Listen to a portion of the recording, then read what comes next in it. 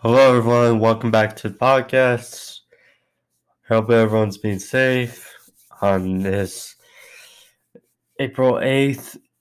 Depending on where you are, it's probably still April 7th, but nonetheless, thank you for joining me today. I am Angel to Love here with your April 7th, 2021 review of AEW Dynamite. It was a solid show going up against night one of NXT TakeOver Stand Deliver, which I'll be reviewing along with night two, the whole takeover, tomorrow on the podcast. But today it's about Dynamite. We had some really good parts of the show. We had the Inner Circle, their return, and what a promo by Chris Jericho. He challenged, and after over a year, we're finally gonna get it. We're finally gonna get Blood and Guts, their version of War Games, which was supposed to happen last year between the Elite and the Inner Circle, but because of the pandemic, obviously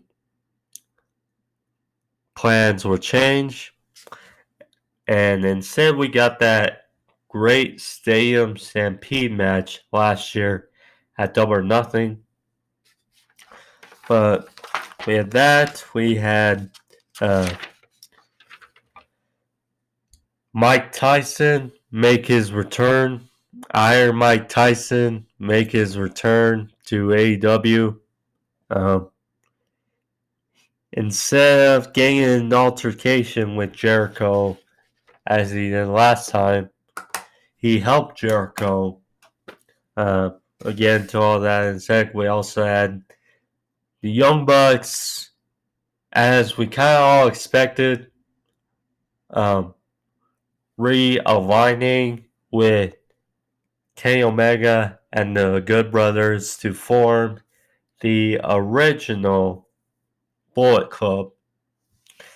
And like I said, we'll get all that into a bit. But first, let's start off with the beginner of the show, which was Hangman, Adam Page, first Maxx caster of the Acclaim. The Acclaim, they're young, they're charismatic, they're always trying to get better. They're on their learning curve. Whereas Hangman, excuse me. So, Hangman Page, they said he's been the number one contender in the rankings for the last 2 weeks. So, it's going to be very interesting because that Kenny Omega Hangman Page match is inevitable. But what was leading to this match was Maxx Cassidy said his last few victories on Dark came against the Dark Order, and we know the friendship between Hangman and the Dark Order. This was a fun match. Getting into the match,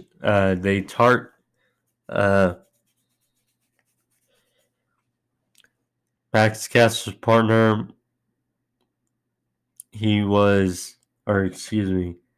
Hangman was thrown into the steel steps at ringside, his shoulder, so they target that, or Caster targeted that throughout the match. He wrenched the arm of Hangman for a 2 count.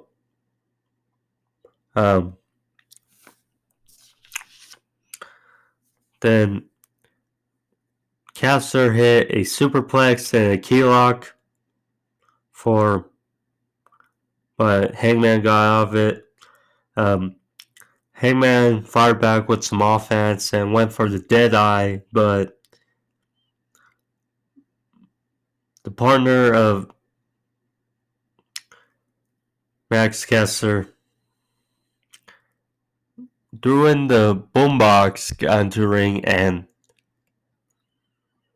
Caster got the boombox, it was intercepted by Hangman, and the referee took it away, and Caster was slipped the chain and hit in the face of Hangman for a near fall. Then Hangman followed up with the buckshot lariat for the win. Heck of a win for Hangman. Good showing by Caster. Yeah, good win and solid showing for Caster.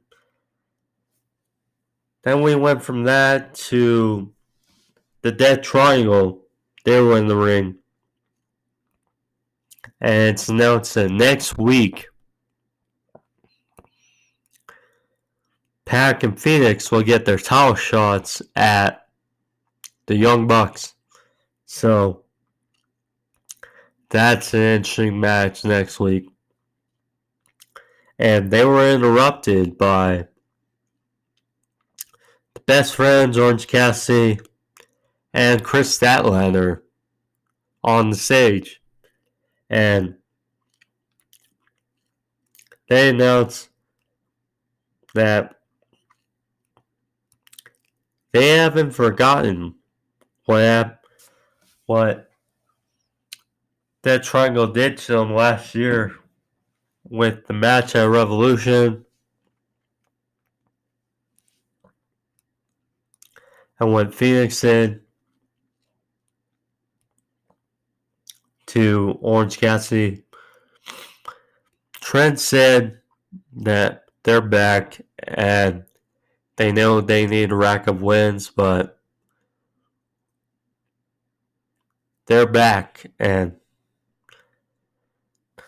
it's good because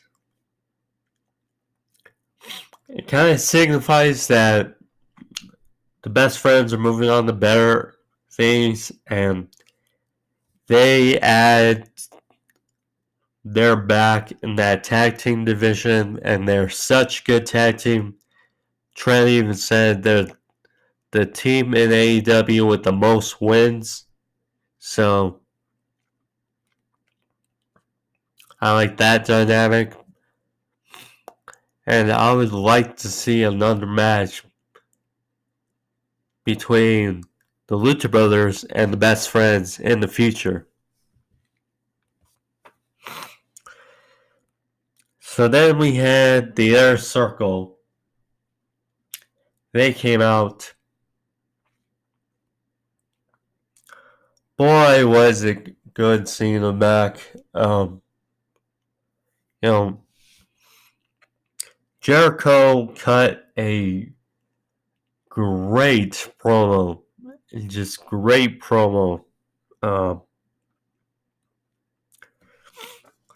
So Jericho announced that they are back and they apologize for their actions as of late to all of them in the crowd. And they blame MJF.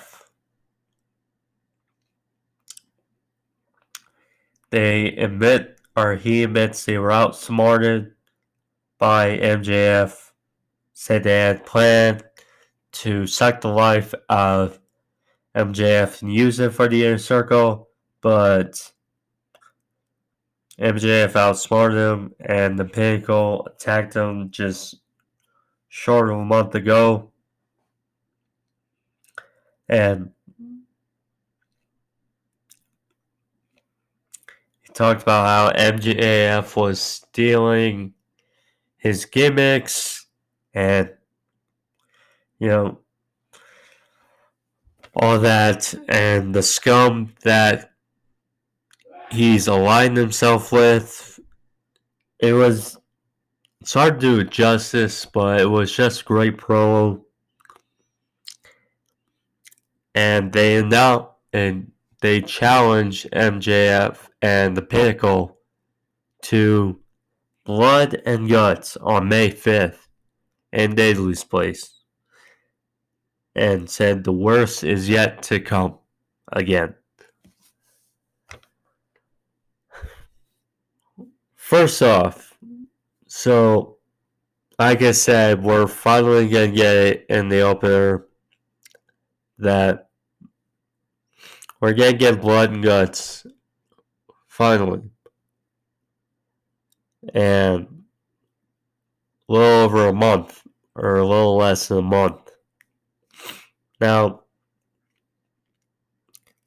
they said Daily's place. So,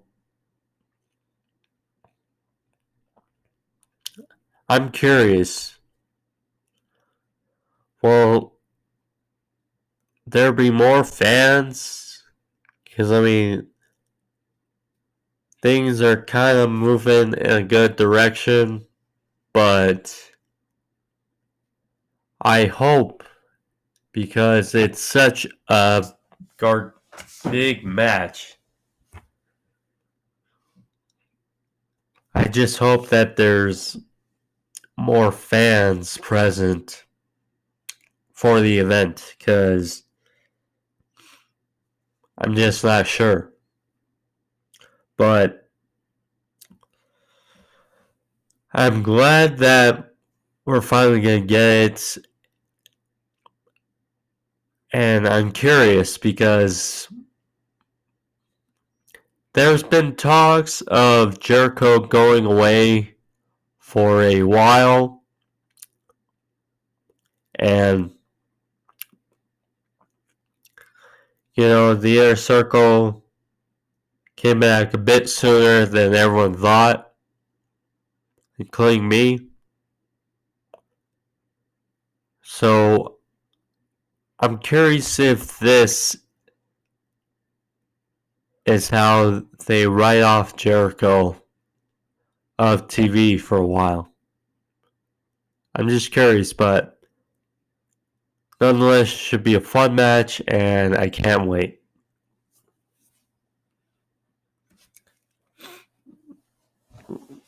So then, Christian Cage was backstage. He talked to Joshua about his match last week. Talked about how good it felt being in the ring for first time in over 7 years. And he praised Frankie, said Frankie doesn't get the praise he deserves. Says he makes everyone get better, or he said that about himself. But then he was interrupted by Taz, who talked about their history a little bit and says that no funny business. He asked him to join Team Taz, and Christian seemed a bit kind of hesitant. So Taz said, no rush, just sleep on it. So, clearly, I don't think Christian Cage is gonna join Team Taz, but I think it can be a nice test for Christian Cage to feud with Team Taz, because I think perhaps he can get some interesting matches out of it. Christian Cage versus Ricky Starks, that would be a heck of a match. Chris Cage, I mean, he can upraise Will Hobbs. There's still dissension in Team Taz with Brian Cage. We'll see. So then we had the King Kong vs. Godzilla match. A match that I was interested about. Jurassic Express versus Bear Country. Now, Bear Country, they're fairly new, fairly green to AEW. This is kind of their big break on AEW against Jurassic Express. They announced though that Jurassic Express were number 2 in the rankings and Bear Country were number 4. So an interesting matchup as far as that aspect goes. But this was a good match. Start out, dives on the outside by Jungle Boy and Luchasaurus taking out Bear Country. Getting back from break, Boulder, he hit a superplex for their fall. Then Chaos was kind of breaking out in the middle of the ring. Then we had an inverted deathfell driver by Luchasaurus for near fall. Big strength by Luchasaurus. I mean, these are huge guys in Bear Country. And then at the end of the match, we had a chokeslam and a standing moonsault by Luchasaurus for the win. I mean, good showing by Bear Country. They got their offense in, but there's more about Jurassic Express, and I view them as getting closer and closer to getting an AEW tag team title shot soon. And with following what happened in the main event, I think it's very likely we get that soon.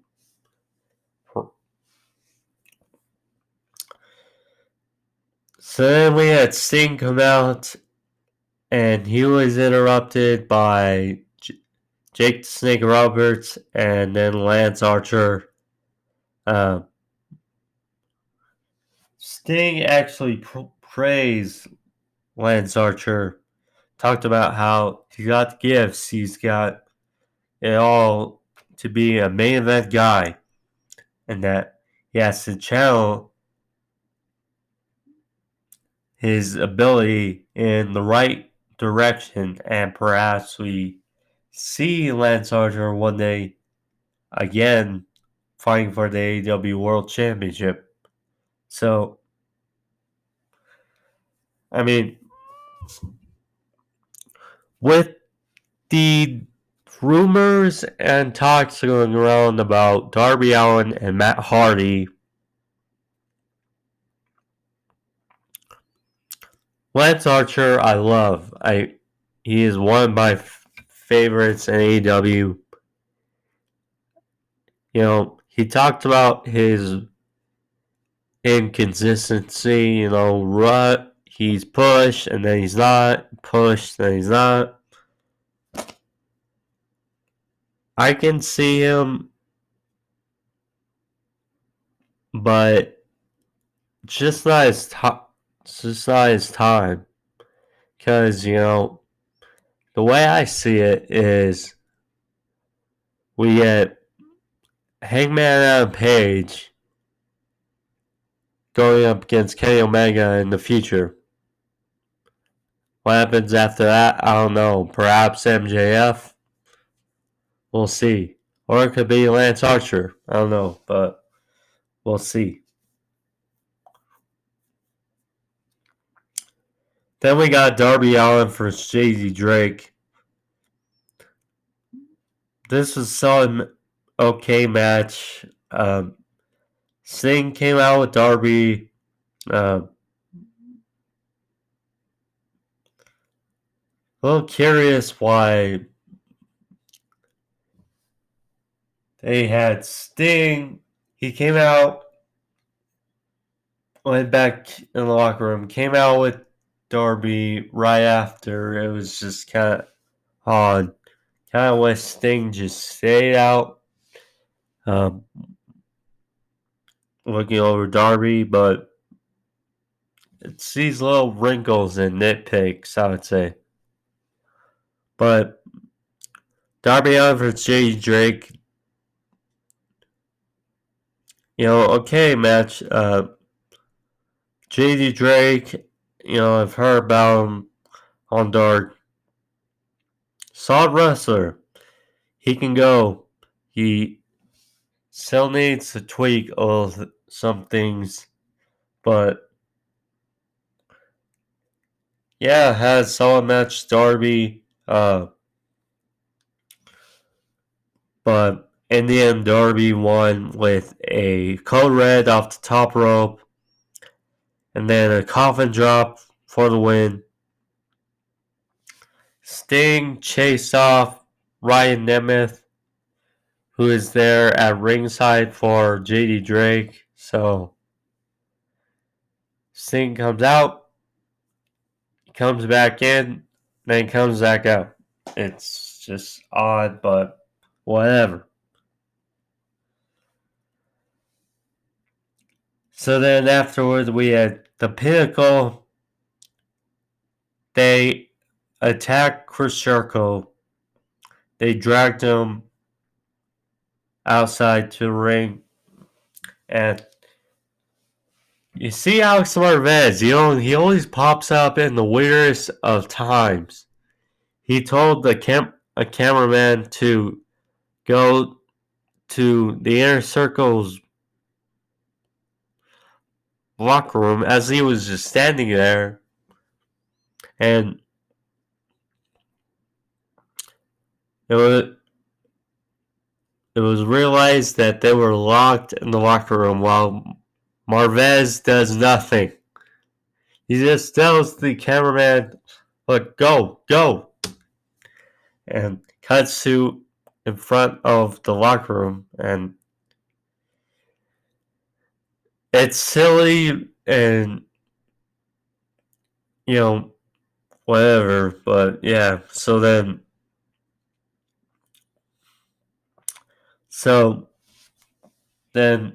it looked like Wardlow was going to powerbomb Jericho through a table on the outside, but Mike Tyson all of a sudden, because you had a feeling, because it was Jericho, and they advertised him, but Mike Tyson comes out and he scares off the Inner Circle, or he takes down Shawn Spears. He wails some punches on Shawn Spears. Then the rest of the Inner Circle comes out to save Jericho. And Jericho and Tyson, they make peace in the ring. They shake hands. Yeah, so kind of funny, but kind of silly segment, I suppose. Oh no, it's good to see Tyson back, and so cool. He's so in good shape for his age.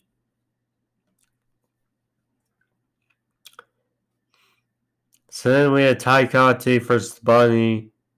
Ty Conti won, as we kind of figured. She got a win back from last week. It's confusing, but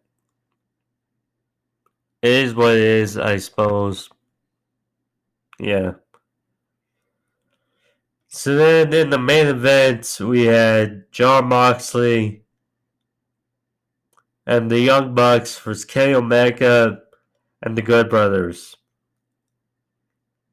Kind of knew where this was headed, and considering that the Young Bucks were defending their titles next week, you knew there was kind of only one outcome. But this was a competitive match, but the story was kind of strange. Because when I looked at the time left on the show, I was a bit critical because of what was kind of predictable in this match. So, yeah, it was a competitive match. It was a hot tag to Moxley. Pile driver by Matt for a near fall. More bang for your buck for near fall. And then in the end, the Young Bucks were about to hit because Matt Jackson was being hesitant the whole match to fight Kenny Omega. So the Young Bucks were set up for the BT trigger on Kenny Omega. And Matt just wouldn't commit to it. And they were struggling. So Moxley was on the ring apron and he was pissed off. He tagged Matt, and this is when the circle started to turn, and you could kind of get the feel,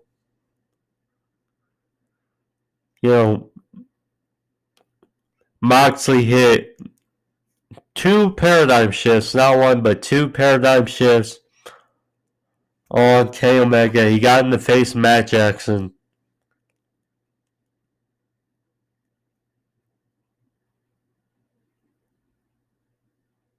He got Omega in a sleeper hold,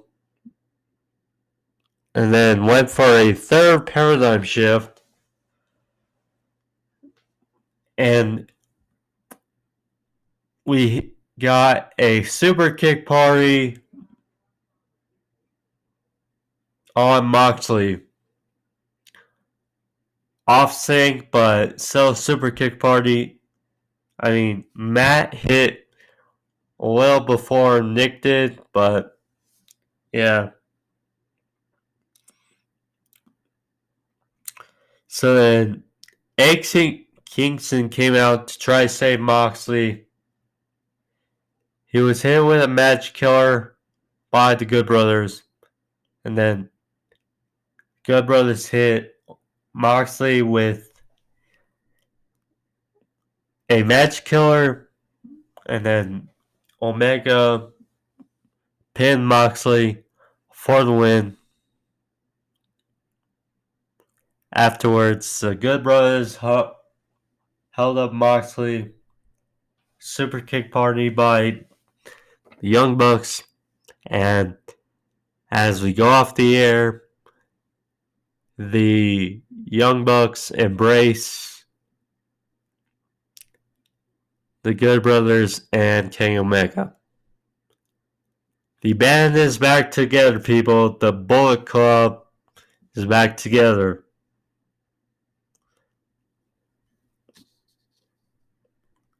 You know what's going to happen. I mean, there's good predictable and there's bad predictable. This was good predictable, I would say. I mean, we saw it coming. So, I mean, the Young Bucks have been kind of tweener as of late, but so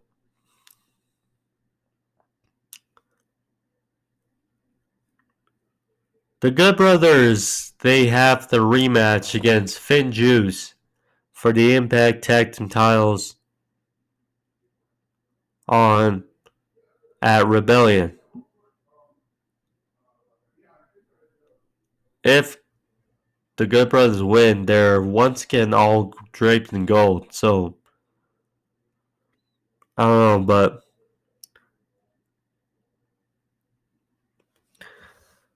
as I said earlier with Jurassic Express, Phoenix and Pac are winning next week against Young Bucks. And then perhaps we get Young Bucks versus Jurassic Express at Double or Nothing. That'd be a solid match, perhaps. But nonetheless, that was the review, guys. I hope you guys enjoy it. And like I said, I'll be back tomorrow, with your NXT TakeOver Stand Deliver pip or review. So thank you all. Peace and be safe.